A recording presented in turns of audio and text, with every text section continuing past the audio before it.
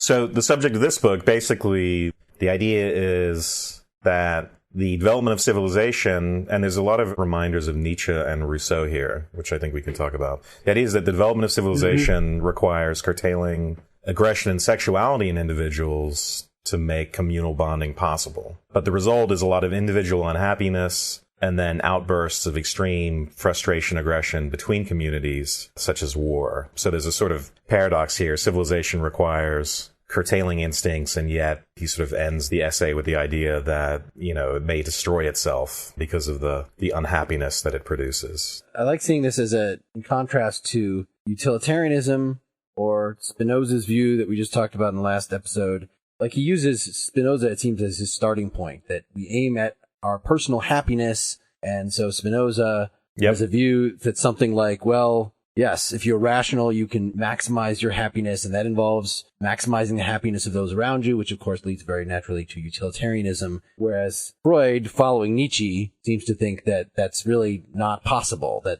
we are set up so that being happy all the time is just not even something that's a possibility for us, that the goal is psychologically implausible. Right. I have a one-paragraph summary that touches a sentence for each section. Civilization arises as an institutionalization of work and communal cooperation.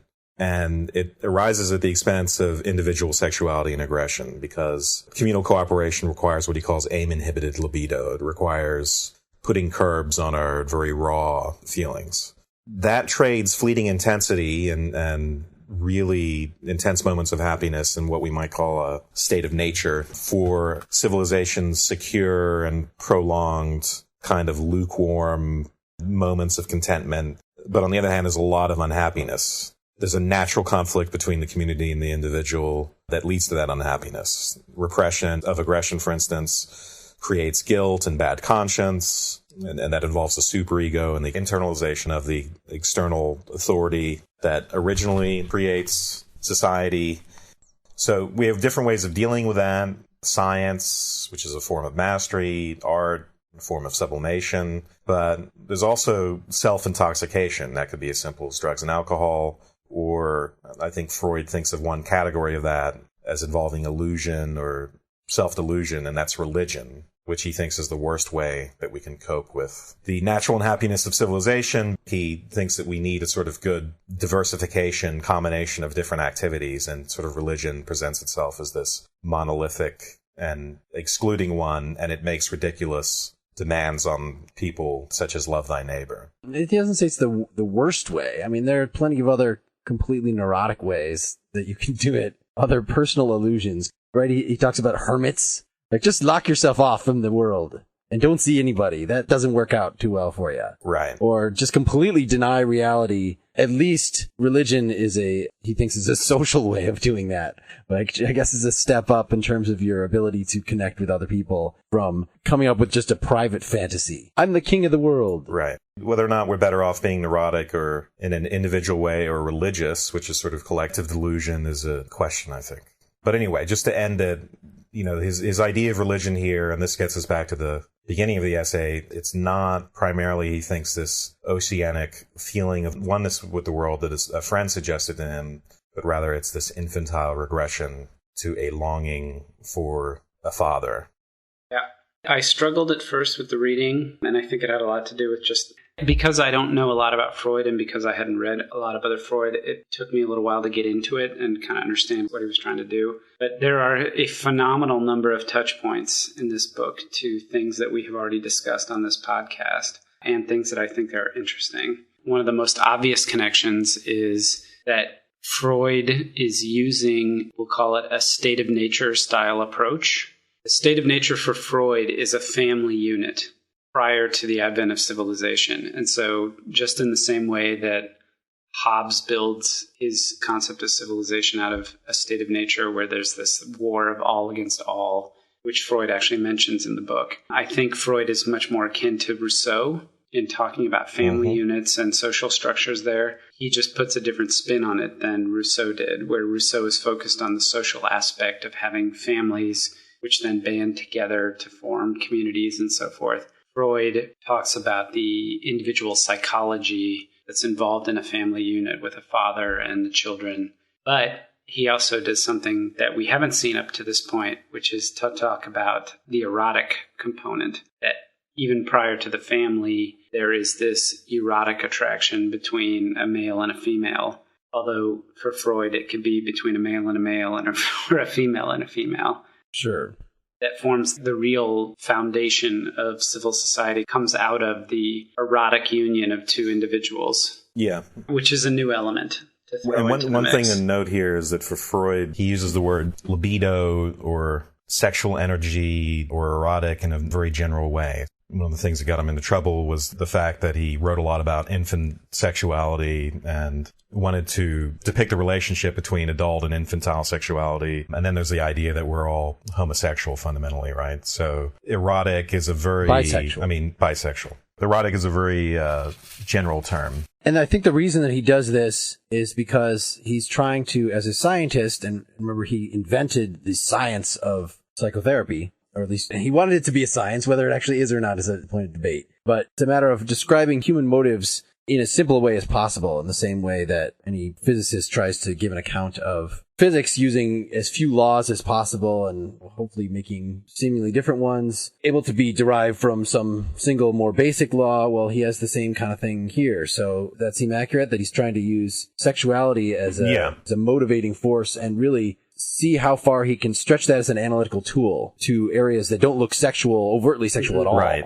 I was just going to go back and kind of build this up from the ground up, because you mentioned that religion was this longing for, it was regression as opposed to a typical conception of religion as transcendence or externalization or some sort. That he tries to point out that developmentally, the original structure of the human consciousness or human identity is there's a lack of differentiation between the external and the internal, or the self and the outer world. Right. The self is not yet defined at all. I should say, I mean, I didn't want to use the term ego, but basically there is no differentiation when you're a baby between what is inner and what is outer. You have no conception of self. Yep. And as you development and the creation of a self or an ego is a separation between something that's inner, that's you, and something that's outer, that's the world. And by definition, because you are separating out all of this sensation and all these other things that are the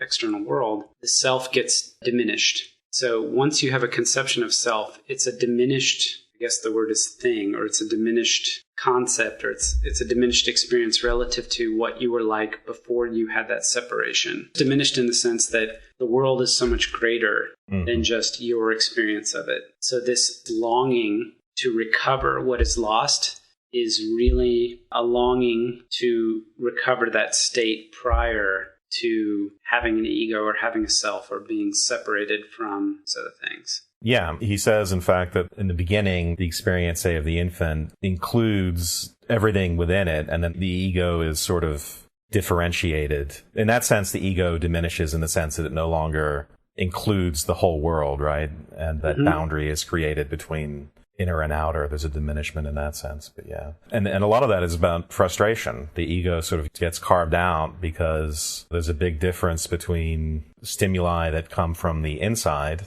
which are always present, and those which come and go from the outside. In the beginning, an infant may not distinguish itself from the breast, and then the idea is that the frustration, the fact that the breast isn't always there, and that frustration must be dealt with, or that there must be some action on the part of the ego to get the breast, means that there's now a distinction between something that I don't have complete control over, and then what's in my world and under my control, or in my psyche. Right. There's presumption that original state is desirous, that there's a sense of loss, and that there's a longing to return to that state, and that is the foundation for any number of different things. But this concept of religion, for example. Well, he rejects that as the primary motivator for religion, right?